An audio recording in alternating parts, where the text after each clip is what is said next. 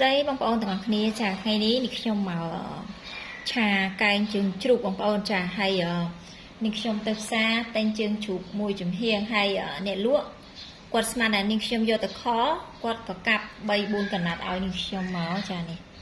តែកាត់អញ្ចឹងក៏អត់អីយើងងាយស្រួលផ្លះយកសាច់បងប្អូនចានេះហើយបន្លែដែលយើងមានគឺត្រប់បញ្ញងបងប្អូនចាបងប្អូនចង់ដាក់ក៏បានអត់ក៏បាននិយាយតែអាស្រ័យទៅលើចំណង់ចំណូលចិត្តនេះខ្ញុំមានម្ទេសស្រស់នេះចំនួន2ផ្លែ2ផ្លែនេះគេថែមឲ្យណាបងប្អូនចាយើងទិញត្រប់បញ្ញងហ្នឹងហើយមានស្លឹកក្រូចសើចចាហើយនេះគឺជាគ្រឿងកែងគឺនេះខ្ញុំបុកចានេះថ្ងៃហ្នឹងចុងសប្តាហ៍អញ្ចឹងក៏ចង់ធ្វើឆាកែងញ៉ាំបងប្អូនចា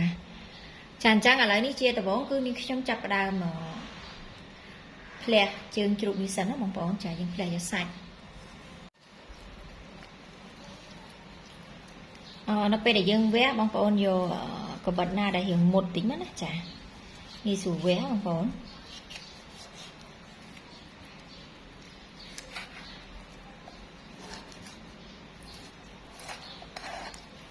វីដេអូមុនដែលនេះខ្ញុំធ្វើឆាកែងហ្នឹងនេះខ្ញុំអត់ដែលបង្ហាញពីការវះឲ្យបងប្អូនចាដោយសារអត់ចង់ឲ្យបងប្អូនមើលទៅយូរចាសាំអញ្ចឹងនេះខ្ញុំក៏កាត់ទៅវីដេអូខ្លះបងប្អូនចានេះយើងផ្លះរួចហើយយើងផ្លះឲ្យចាំយើងហាន់ណាបងប្អូនចាហើយសម្រាប់ជើងជ្រូកដែលយើងយកមកឆាកែងនេះគឺឆ្ងាញ់បំផុតហើយក្នុងមុខម្ហូបចាយកមកឆាកែង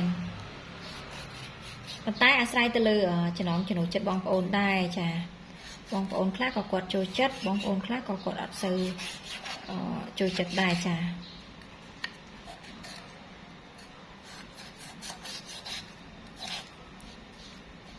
តសៃហ្នឹងគឺឆ្ងាញ់ណាស់បងប្អូនចានេះតសៃនេះ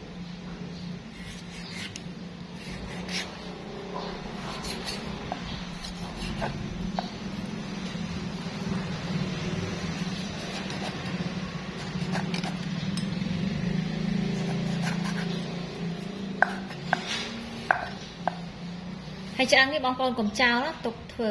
ស៊ុបឬក៏ស្ងោរបន្លាចអីទៅចា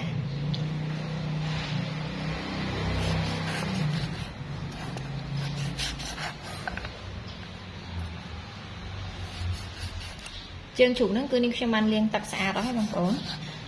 កោ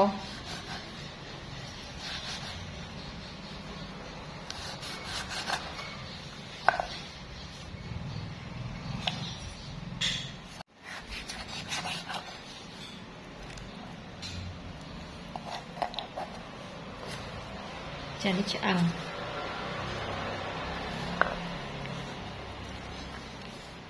បន្ទាប់មកយើងចាប់ផ្ដើមហាន់ណាចា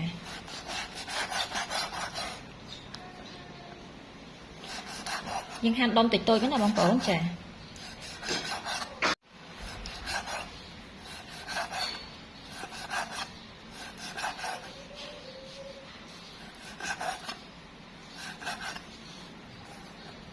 ចានេះបងប្អូនគឺយើងហាន់ដុំប៉ុណ្ណឹងហ្នឹងណាចា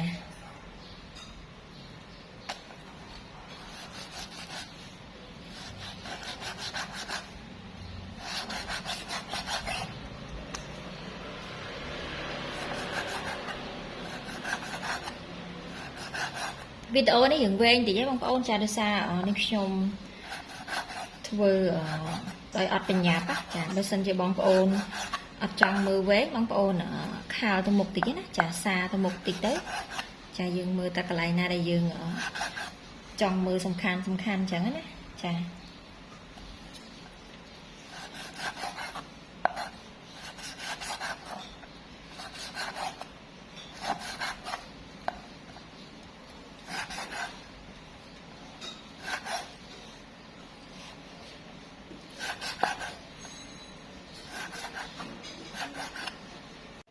អញ្ចឹងបន្ទាប់ពីនេះខ្ញុំហាន់សាច់ជ្រូកហើយ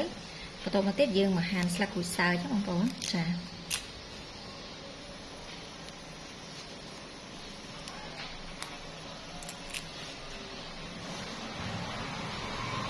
សម្រាប់ស្លឹកក្រូចសើចនេះបងប្អូនដាក់5 6ស្លឹកធំណាចា ត តែនេះរៀងតូចដែរអញ្ចឹងនេះខ្ញុំដាក់រៀងច្រើនបន្តិចបងប្អូនចា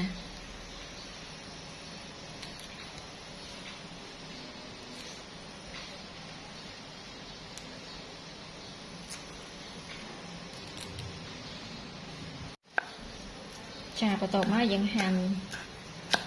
សរសៃតូចឆ្មាមកបងប្អូនចា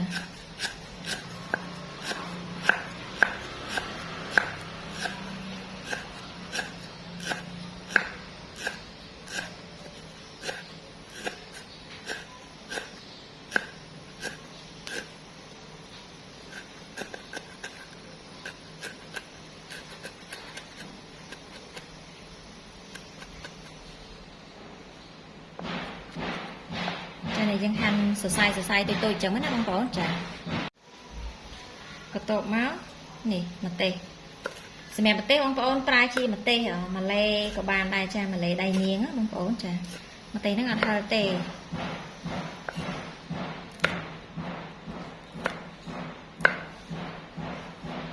ចារួចរាល់ហើយបន្ទាប់មកនាងខ្ញុំចាប់ផ្ដើមបេះត្រប់បញ្ញងត្រប់បញ្ញងនេះគឺនេះខ្ញុំបានលាងទឹកស្អាតណាបងប្អូនចានេះខ្ញុំឆាកាយនេះខ្ញុំតែងតែដាក់ត្រប់បញ្ញងនឹងដោយសារនេះខ្ញុំចូលចិត្តណាបងប្អូនប៉ុន្តែបើសិនជាបងប្អូនអត់ចូលចិត្តមិនដាក់ក៏បានដែរចាយើងឆាយកសាច់សុទ្ធហ្មង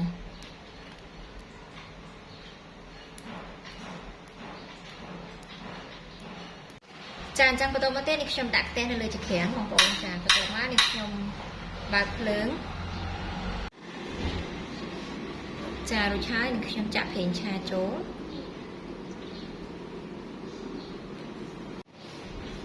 ចាបន្តមកទៀតនេះខ្ញុំចាប់ផ្ដើមដាក់គ្រឿងកែងណាបងប្អូនសម្រាប់គ្រឿងកែងនេះបងប្អូនបុកកិនក៏ដោយបុកក៏ដោយ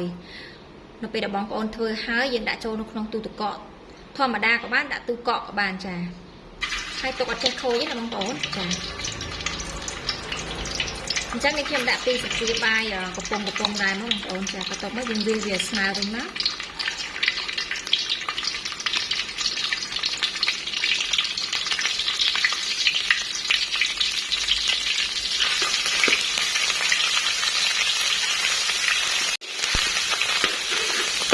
ចាយើងឆាឲ្យឈ្ងុយចឹងដាក់ទឹកចូល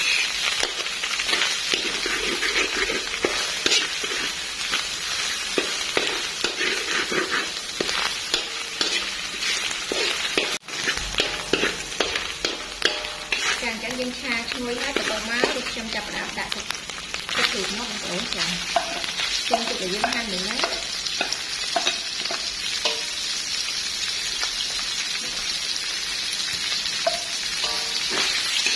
តែយើងឆាត្រប់ណា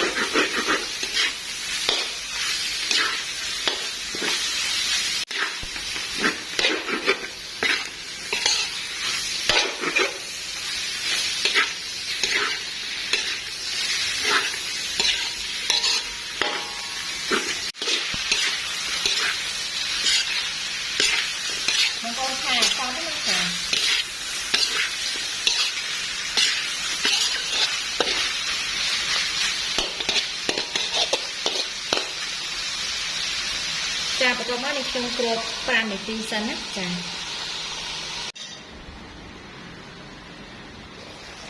ចានេះ5នាទីក្រោយចា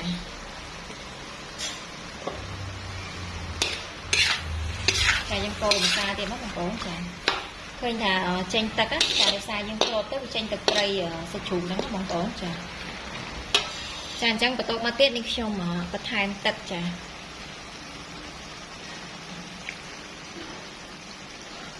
3 ស្លាបព្រាបាយមកបងប្អូនចាបន្ទាប់មកទៀតនេះខ្ញុំចាប់ផ្ដើមដាក់គ្រឿងផ្សំចូលចាទឹកត្រី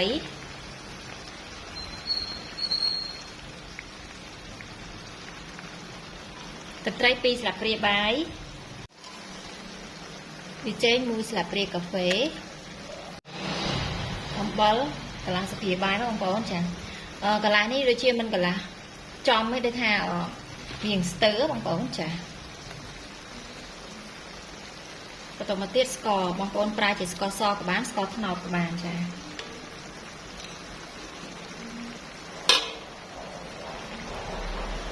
ស្ក ស្ករត្នោត2ស្លាបព្រាបាយរសជាតិនេះយ៉ាងប្រៃផ្អែមបងប្អូនចាបងប្អូនអាចភ្លក់តាមចំណង់ចំណូលចិត្តបានចាយើងឆាអសប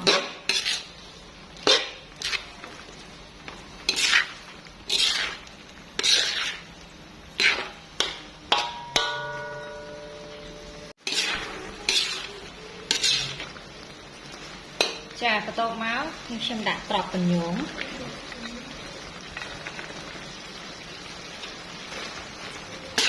ចាយើងកូរឲ្យសព្វមក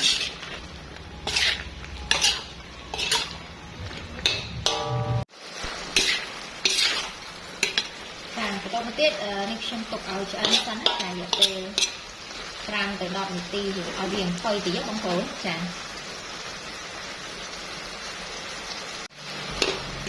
េះ10នាទីក្រោយចាបន្ទាប់មកទៀតនេះខ្ញុំចាប់ផ្ដើមដាក់ស្លឹកក្រូចសើច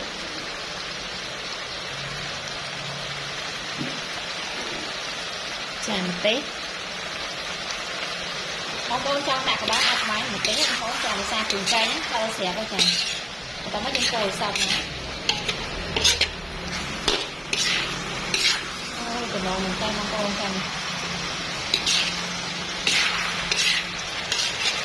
ចាអញ្ចឹងរួចរាល់ហើយចាបន្ទាប់មកនេះខ្ញុំបិទភ្លើងចាបន្ទាប់មកយើងដួសដាក់ចានមកបងប្អូនចានេះអូយតំណងមែនតែនចាហើយសម្រាប់រសជាតិគឺនេះខ្ញុំយករៀងប្រៃផ្អែមណាបងប្អូនចា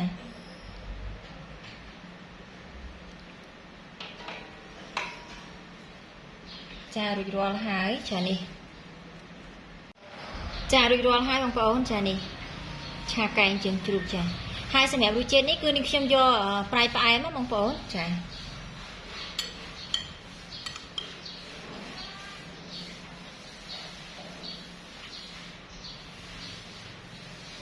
ចានេះ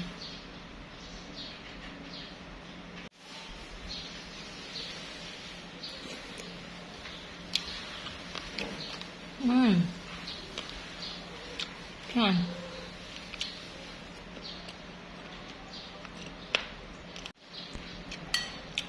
សម្រាប់រសជាតិឆ្ងាញ់បងប្អូនចាអញ្ចឹងសម្រាប់វីដេអូធ្វើឆាកែងជើងជ្រូកគឺមានតែប៉ុណ្្នឹងទេចាអរគុណជំរាបលាបាយបាយ